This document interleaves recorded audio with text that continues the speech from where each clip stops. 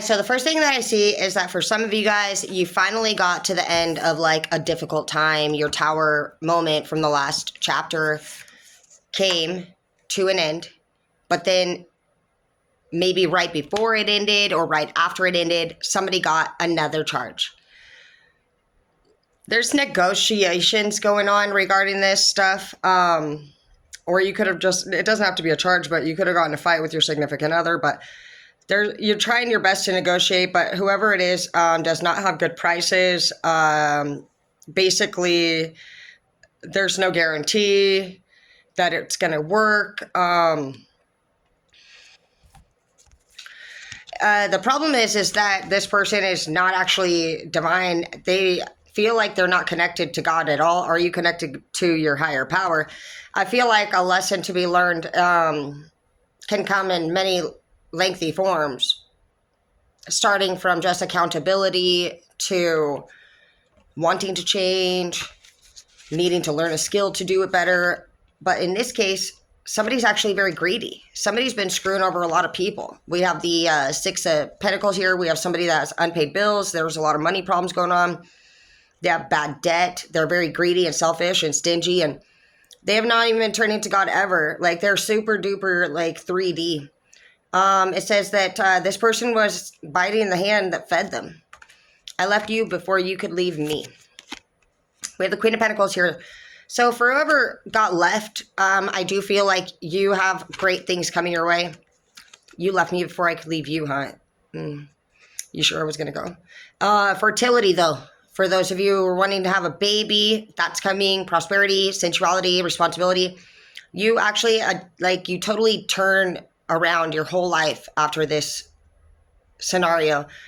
Many of you guys have had to go through some real hard breakups this year. I'm seeing that it's really affecting you guys heavily. Some of you guys, I've noticed a couple different people cutting. And I thank you guys for sharing your guys' stories with me. I really appreciate it.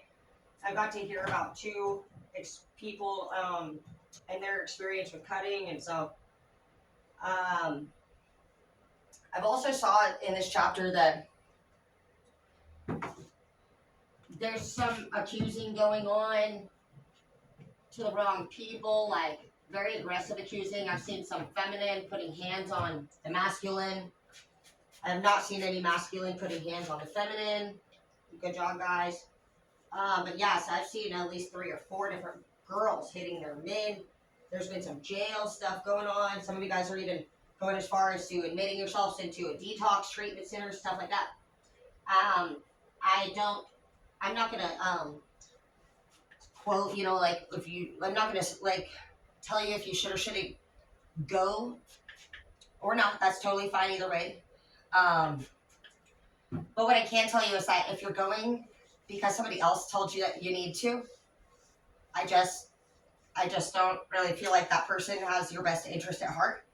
I feel like they put you down and want you to stay feeling as if you are the problem. So be careful of that.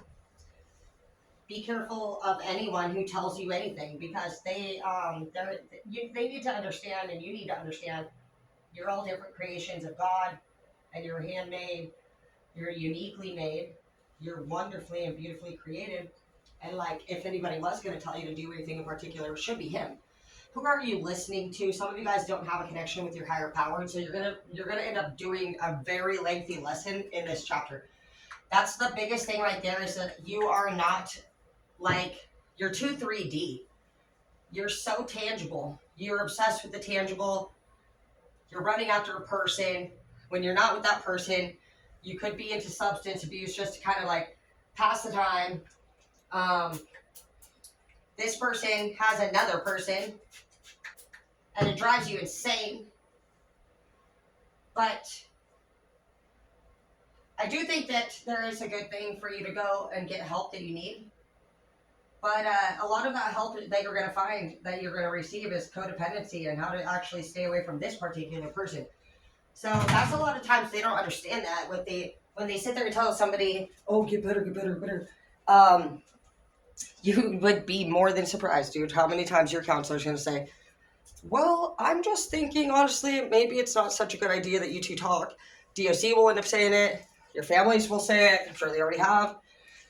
Basically, if you guys are involved in a karmic love affair, it's going to get worse and worse and worse. This week, I saw people go from being homeless to catching another charge. I've seen people this week go to the courts and actually get the last one dropped. And I shit you not, like 4 or 5 days later, another one was created, and it was like the first one was against the girlfriend, and then the second one ended up being against the boyfriend. So I'm wondering if it was almost like a place of revenge in a way. From what I could see that whole night, it didn't appear to look the way that this person was trying to explain it later. So you guys have been going through a lot of a lot. I really do send my best wishes and my heart and as much energy as I could spare to you. I've been there where you are. And some of you guys have really young children, and there's no way to not literally go pretty much mad in this chapter. I tried everything in this chapter to do things my way. I was able to jump through the hoops, but they were on to me, and me and James were sneaking around the whole time, and we were forbidden to be around each other. And sometimes we touch base on these things, but that's my karmic lover. And it was a really hard chapter. I was pregnant too with twins, and we were told we're not going to be able to be together during the pregnancy even. And we weren't even allowed to talk. And so some of you guys could be in that situation where you just feel like you're going crazy without your person. But in the end, for me, I never did end up getting back with anybody that I was questioning leaving in the first place. The only thing that was delaying my progress was pretty much just lack of self-worth, respect, codependency. So look up codependency. I was actually taught about codependency several times. They were more worried that I was going to get back with James than on drugs. They just said, we're worried because it seems like you build your whole life up, but then if one thing falls apart, it's like the rest of it falls apart right behind it. And so I'm grateful for the time that I spent in therapy. But just know, from those experiences that it can absolutely get worse, guys. You think that it can't get worse, but yeah, it will. You go from being fucking in a fight to finding out they cheated to flipping the fuck out. Now you're restrained. Now you have a fucking charge. You went to jail. I mean, you guys call each other. You got violate the restraining order. You go to jail again. I mean, oh fuck yeah, dude, I've been there. You go and use drugs. Maybe you fucking steal something or whatever the fuck. You guys catch a charge. Maybe some of you guys fight. Maybe some of you guys steal. Maybe some of you guys you fuck too much. Maybe you sit there online. I mean, whatever it is, dude. Our go-tos after this loss will be pretty much like 70% of what you're going to do. So if you're dealing with somebody that's close to you that suffers basically a family loss, it sounds like it's going to be, for the most part, a lot of you guys, going through your own family loss, your breakups.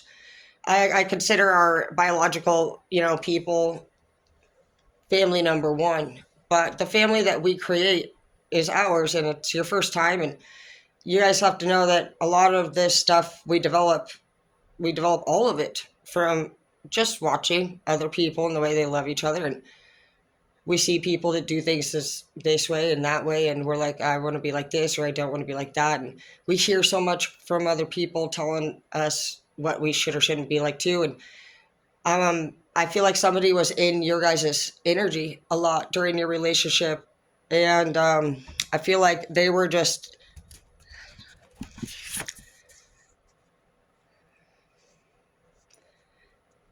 you were somebody that has, you could have a lot of calluses on your hands, but you also suffer from asthma. And I don't feel like they really cared or noticed like what a significant issue that was for you.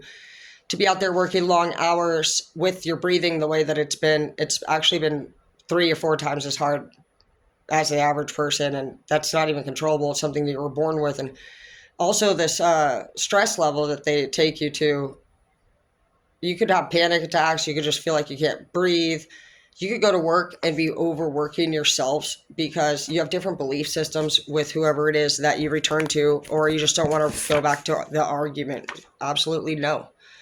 So depression in the reverse, you're just like, I can't do this anymore. But you're thinking it right now. You're not yet being assertive, but this person could have even got you fired, bro. And now you're just like, are you fucking kidding me, bitch? Like, this was a friend of yours you thought at work.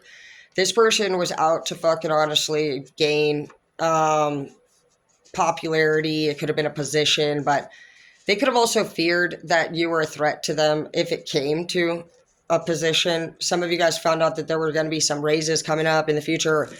Basically, I feel like this person was gossiping behind your back to like a lead. And it was because your talent is much higher than theirs. And I feel like your so-called friend was able to foresee into the future and just know where you would have been needing to get cut off sooner or later. And this would have been the best time to probably approach that, being that you were sad and you went through a breakup. I mean, it's the perfect time to make you look weak. You're not on top of your game. And so just, you know, maybe note that to yourself, that when you're going through a really hard time, your enemies are going to definitely apply their plan of action your way. It appears as though, according to that statement, that they don't just get you whenever they feel like it. Sounds like they're strategic every day, every fucking minute of the whole damn time. It's a big bummer. You're about to honestly flip the fuck out on some people because you don't fucking like that kind of shit. And you don't want to be with this person. You don't want to be a part of the church. You don't want to be a part of your family at this time. You just want, some of you guys even feel like you might be an atheist all of a sudden. Some of you guys are dealing with somebody, or you are somebody that could worship Satan. Stay focused and make your move quickly before you lose the opportunity altogether. So, hesitancy and uncertainty. So it's just saying that you guys could have a few people in your energy. They think you're very stunning and they don't like it. They're jealous and fuck of you.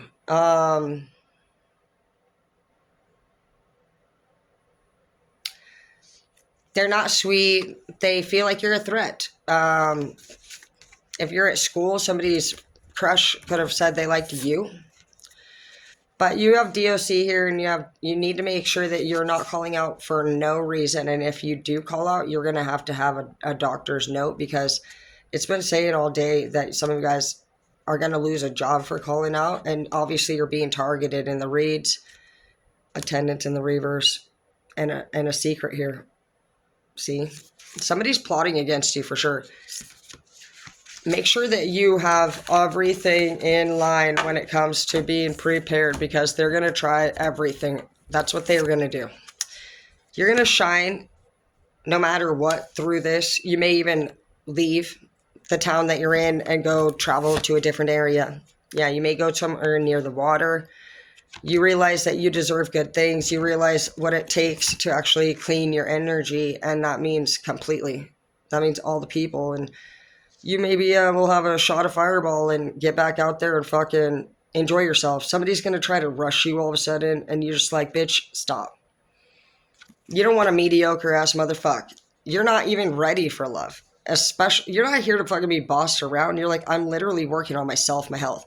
You could be 31, but you are going to, in the end, have your power back. And you're going to feel shameless about this. This journey has been very hard for you, and so I do love you so much. And you're going to choose not to move to a fancier place, but maybe something that's completely off-grid, or just wherever you would have wanted. The plans changed suddenly, but in the end, you're going to breathe fresh air for the first time in your life, and for the first time ever actually live life without having to serve somebody who takes advantage of you and doesn't appreciate you.